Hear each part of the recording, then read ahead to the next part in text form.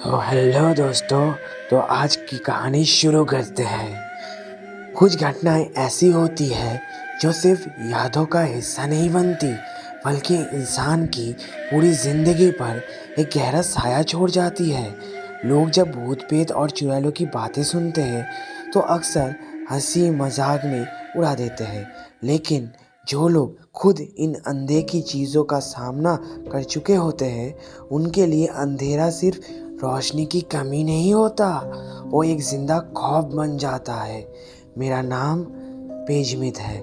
मैं जो कहानी आज तुम्हें सुनाने जा रहा हूँ, ये कोई अफवाह नहीं, ये कोई काल्पनिक कहानी भी नहीं।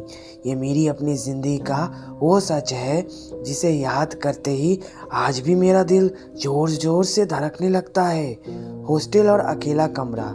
उस वक्त मैं बीएससी सेकेंड ईयर में पढ़ता था और अपना लास्ट एग्ज़ाम्स की तैयारी कर रहा था। शहर से थोड़ा दूर एक पुराना सा हॉस्टल था जहाँ मुझे रहना पड़ता था।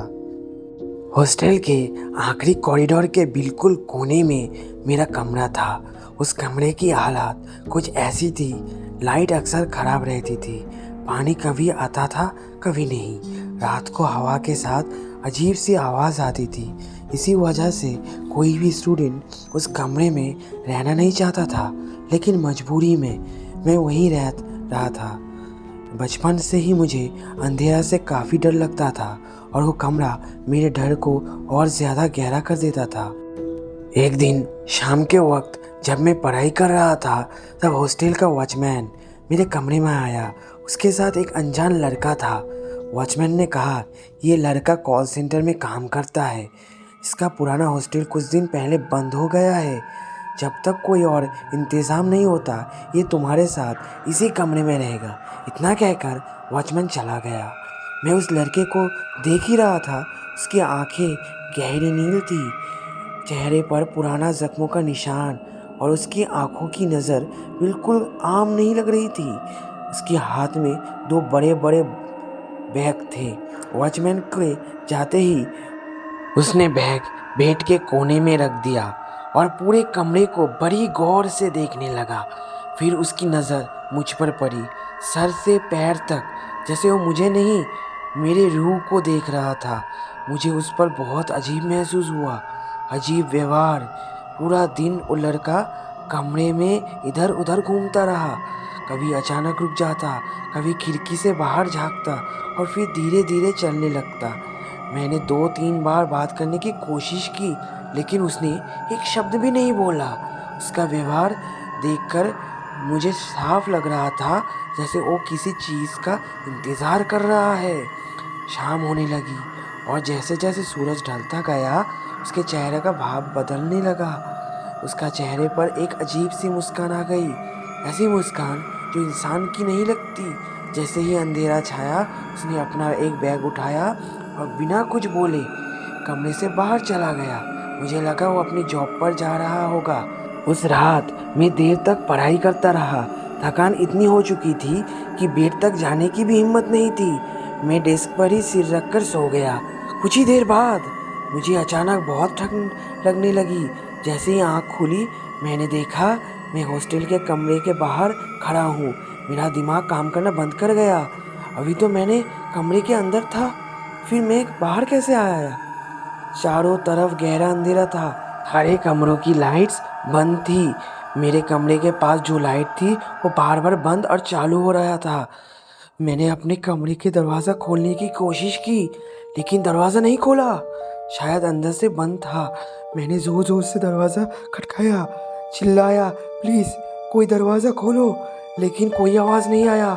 आखिरी बार मैंने चिल्लाकर कहा, मुझे अंधेरा से बहुत डर लगता है, प्लीज़ दरवाज़ा खोल दो। तभी अचानक दरवाज़ा ज़ोर से खुल गया और मेरी नींद टूट गई। मैं पसीना में भीगा हुआ था और बेड से नीचे गिर चुका था।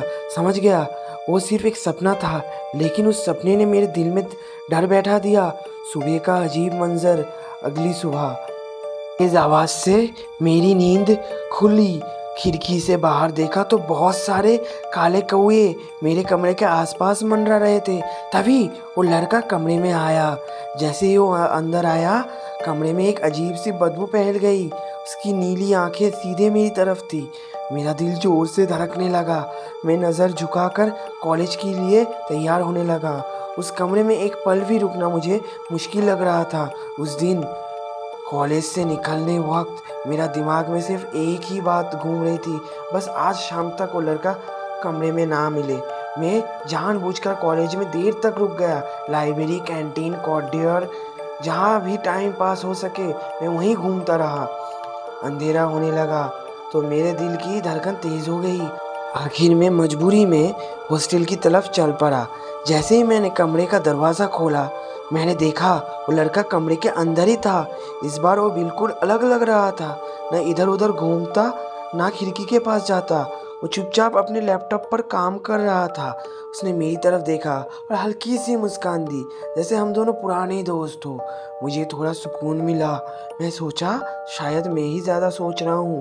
तभी उसने कहा, खाने का टाइम हो गया, चलो मेस चलते हैं। ये पहली बार था जब मैंने उसकी आवाज़ सुनी। उसकी आवाज़ नॉर्मल थी, बिल्कुल किसी आम इंसान जैसी। मेस में बैठकर हम खाना खा रहे थे। मैं काफ़ी देर से सोच रहा था, फिर मैंने पूछ ही लिया, वैसे तुम्हारा नाम क्या है? उसने बिना सोचे कहा, विवेक। ये सुनते ही मेरे दिल जोर से धड़का, क्योंकि जिस दिन वो हॉस्टल आया था मैंने वॉचमैन से उसका नाम पूछा था। उसका वॉचमैन ने कहा था उसका नाम अमारा है। विवेक या अमारा, मैं कुछ खूब बोल पाता उससे पहले ही उठकर कमरे की तरफ चला गया। उस रात मैं देर तक पढ़ाई करता रहा और लगभग रात के 12 बजे सो गया। मुझे बचपन से एक अजीब सी प्रॉब्लम थी। आधी रात को अचानक बहुत तेज़ प्यास लगता और उस रात भी मेरा नींद टूट गई। जैसे ही आंखें खुली मेरे जिस्म पूरा जम गया। वो लड़का अपने बेड पर बैठा हुआ था और सीधा मुझे घूर रहा था। ना पलक झपकाए, ना चेहरे पर कोई भाव, बस नज़र। मैंने तुरंत आंखें बंद कर ली। दिल इतना जोर से धड़क रहा था कि मुझे लगा वो आवाज़ सुन लेगा। थोड़ी हिम्मत करके मैं आंखें आधी खोली और घड़ी देखी तो 3:30 थे। मुझे अंदर से आवाज़ आई, इस वक्त उठना सबसे बड़ी गलती होगी। मैं बिल्कुल मूर्ति की तरह लेटा रहा। 15 मिनट बीत गए। जब दोबारा आंखें खुली, वो अभी भी मेरी आंखों में देख रहा था। तभी मेरे कान के पास उसकी धीमी आवाज़ आई, मुझे पता है तुम जाग रहे हो। मेरा खून जम गया। अगली सुबह जब आंखें खुली, वो कमरे में नहीं था। कमरा शांत था, लेकिन उसके 2 काले बैग अभी भी वहीं पे थे। दिल मना कर रहा था, लेकिन दिमाग कह रहा था सच जानना ज़रूरी है। मैं धीरे से एक बैग खोला। अंदर जो था वो देखकर मेरा रूह कांप उठी। एक मरा हुआ काला कौवा और उसके साथ तंत्र मंत्र की चीज़ें, लाल धागे, हड्डी जैसी चीज़ें और कुछ अजीब लिखा हुआ कागज़। अब मेरा शक यकीन में बदल चुका था। ये लड़का नॉर्मल नहीं था। तभी दरवाज़ा खुला। वो लड़का हाथ में खाना लिए कमरे के अंदर आ गया। मैंने जल्दी से बैग बंद कर दिया। उसने मेरी तरफ देखा लेकिन कुछ नहीं बोला, बस एक भारी आवाज़ में कहा, अगर तुमने किसी को कुछ बताया तो ठीक नहीं होगा। मेरा पैर कांप रहे थे। उस शाम कॉलेज से आते वक्त मैंने अपने सेफ्टी के लिए पेपर स्प्रे खरीद ली। रात को मैंने उसे चद्दर के नीचे छुपा लिया। उस रात जब मेरी नींद टूट गई, मैं तैयार था, लेकिन जब आँख खुली वो कमरे में नहीं था। उसका एक बैग भी गायब था। मुझे समझते देर नहीं लगी। छत के मंजर धीरे धीरे। मैं हॉस्टल की छत की तरफ गया। जैसे ही छत का दरवाज़ा थोड़ा सा खुला, मेरा दिमाग काम करना बंद हो गया। वो लड़का छत पर बैठा हुआ था, एक कौवे की बलि दे रहा था और उसके इर्द गिर्द बहुत सारे कौवे बिल्कुल चुपचाप बैठा था, जैसे सब उसके हुक्म मान रहे हो। भागने की कोशिश करने के लिए मैंने सोचा। मैं भागकर कमरे में आया और जल्दी जल्दी सामान पैक करने लगा। तभी उसकी कदमों की आवाज़ आई। वो सामने आ खड़ा हुआ। उसकी आंखें लाल हो चुकी थी। उसने कहा, तूने ऊपर जाकर गलती की है। मेरी आंखों से आंसू बह रहे थे। तभी मेरा फ़ोन वाइब्रेट हुआ। आखिरी हिम्मत जुटाकर मैंने कॉलेज ग्रुप में वॉइस रिकॉर्डिंग चालू की। प्लीज़ मदद करो, मेरा रूममेट काला जादू करता है और मुझे मार देगा, मार देगा। जैसे ही मैंने रिकॉर्डिंग सेंड की सब कुछ अंधेरा हो गया। अगली सुबह मैं अपने बेड पर था, लड़का कमरे में नहीं था। हॉस्टल वाले कह रहे थे ऐसा कोई लड़का कभी यहाँ रहा ही नहीं। मेरा फ़ोन चेक किया, कोई रिकॉर्डिंग सेंड नहीं हुई थी, लेकिन वो एहसास आज भी जिंदा है। मुझे अभी भी नहीं पता उस दिन क्या हुआ था, उस रात क्या हुआ था, वो लड़का कौन था, वो होटल का असली राज क्या है। अगर आप लोग जानते हैं तो प्लीज़ कमेंट में बताइए। और हमारे साथ ऐसे ही स्टोरी सुनने के लिए हमारे पेज में चैनल को सब्सक्राइब कीजिए।